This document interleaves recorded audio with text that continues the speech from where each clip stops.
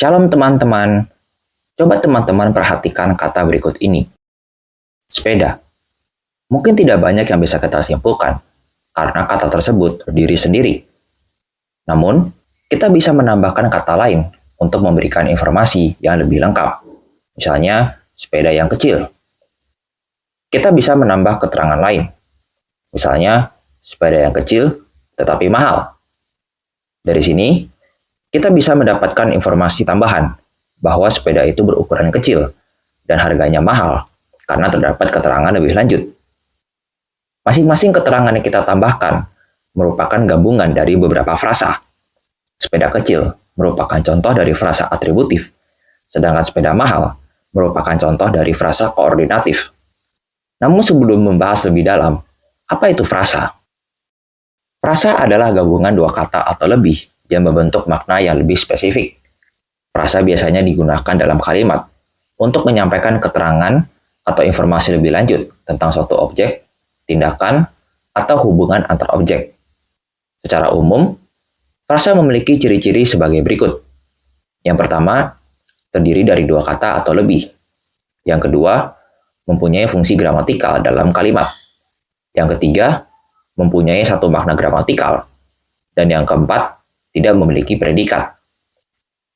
Frasa memiliki berbagai jenis dan kategori.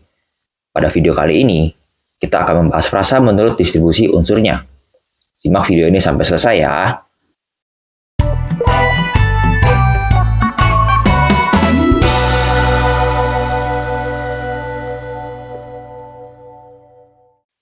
Frasa menurut distribusi unsurnya terbagi menjadi frasa endosentrik dan frasa eksosentrik.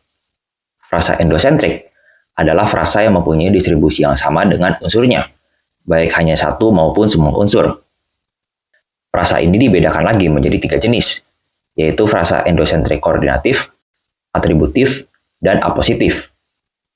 Frasa koordinatif adalah frasa yang komponen pembentuknya terdiri dari dua komponen atau lebih yang sama dan sederajat, menggunakan kata penghubung dan atau, di mana semua unsurnya adalah unsur pusat.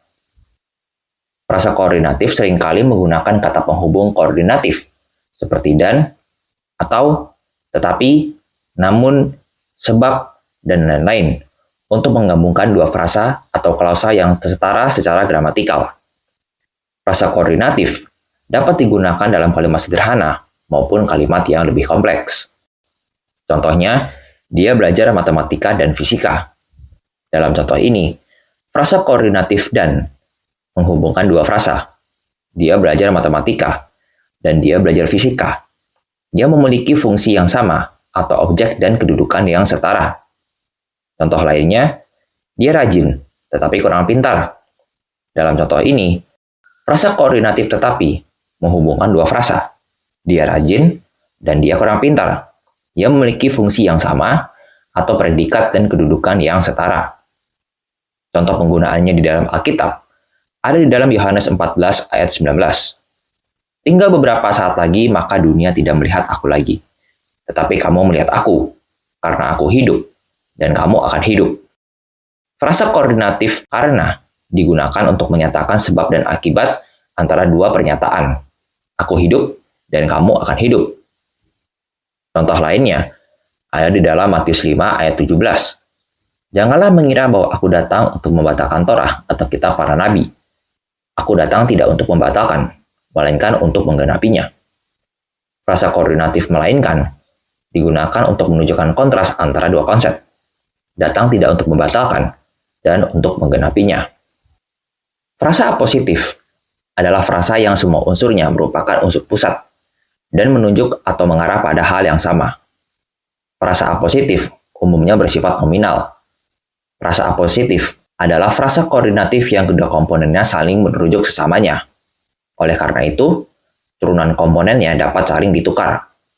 Contohnya, kucing kesayangan kami, si kucing hitam, suka bermain di taman belakang rumah. Frasa apositif dalam kalimat tersebut adalah si kucing hitam. Frasa apositif ini memberikan deskripsi tambahan tentang kucing yang menjadi kesayangan keluarga, yaitu bahwa kucing tersebut berwarna hitam. Contoh lainnya adalah pohon besar di halaman sekolah yang daun-daunnya rindang memberikan teduh di bawahnya. Frasa apositif dalam kalimat tersebut adalah yang daun-daunnya rindang. Frasa apositif ini memberikan informasi tambahan tentang pohon besar yang terdapat di halaman sekolah, yaitu bahwa daun-daunnya lebat dan memberikan naungan yang sejuk. Demikian halnya dengan kalimat ini. Bethlehem, kota Daud yang terkenal tempat Yesus dilahirkan. Frasa apositif dalam kalimat tersebut adalah kota Daud yang terkenal. Frasa ini memberikan deskripsi tambahan tentang Bethlehem, menunjukkan pentingnya kota tersebut dalam sejarah Israel sebagai tempat kelahiran Raja Daud. Contoh penggunaannya di dalam Alkitab ada di dalam Kolose 1 ayat 18. Dan dia sendiri adalah kepala tubuh, yaitu gereja, yang menjadi penguasa, yang sulung dari antara yang mati, sehingga dia sendiri dapat menjadi yang terutama di dalam segala sesuatu. Frasa positif dalam ayat tersebut adalah yang menjadi penguasa dan yang sulung dari antara yang mati. Frasa positif ini memberikan informasi tambahan mengenai kepala tubuh dari gereja, yakni Yesus yang menjadi penguasa dan yang pertama bangkit dari antara orang mati, memiliki kedudukan yang lebih utama dalam segala sesuatu. Frasa positif membantu pembicara atau penulis untuk memberikan detail tambahan atau memberikan penjelasan yang lebih lengkap tentang suatu hal atau orang dalam kalimat. Hal ini dapat membantu pembaca atau pendengar untuk memahami konteks atau karakteristik yang lebih jelas. Frasa atributif adalah frasa yang terdiri dari unsur pusat, di mana unsur tersebut merupakan unsur terpenting, sedangkan unsur lainnya merupakan atribut. Berbeda dengan frasa endosentrik koordinatif, frasa golongan ini terdiri atas unsur-unsur yang tidak setara. Oleh karena itu, unsur-unsurnya tidak mungkin dihubungkan dengan kata penghubung dan atau. Frasa ini biasanya digunakan untuk memberikan deskripsi atau keterangan lebih lanjut tentang benda atau subjek tersebut. Frasa atributif dapat berupa kata sifat atau frasa yang berfungsi sebagai atribut atau pemberi atribut. Contoh frasa atributif dengan kata sifat. Bunga-bunga di taman sangat indah. Frasa atributifnya adalah sangat indah. Frasa ini memberikan atribut atau deskripsi tentang bagaimana bunga-bunga di taman tersebut. Contoh frasa atributif dengan frasa, buku tebal tentang sejarah dunia itu sangat menarik untuk dibaca. Frasa atributif dalam kalimat tersebut adalah tentang sejarah dunia. Frasa ini memberikan atribut atau deskripsi tentang isi atau topik buku yang sedang dibicarakan. Frasa atributif membantu memperkaya informasi dalam kalimat dengan memberikan deskripsi atau atribut tertentu tentang subjek yang dibahas. Hal ini membantu pembaca atau pendengar untuk mendapatkan gambaran yang lebih jelas tentang subjek yang dibicarakan. Contoh penggunaannya di dalam Alkitab ada di Matius 12 ayat 33. Peliharalah setiap pohon yang baik, maka buahnya pun baik. Sebaliknya, peliharalah pohon yang buruk, maka buahnya pun buruk. Sebab dari buahnya lah pohon itu dikenal. Frasa atributif dalam ayat tersebut adalah yang baik, untuk memberikan deskripsi tambahan tentang sifat dari pohon yang baik, dan juga yang buruk, untuk memberikan deskripsi tambahan tentang sifat dari pohon yang buruk. Contoh lainnya ada di Mazmur 115 ayat 13.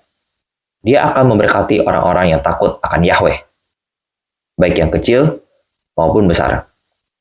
Frasa atributif dalam ayat tersebut adalah yang takut akan Yahweh, untuk memberikan deskripsi tambahan tentang yang menerima berkat, yaitu mereka memiliki rasa takut atau hormat yang tulus terhadap Allah.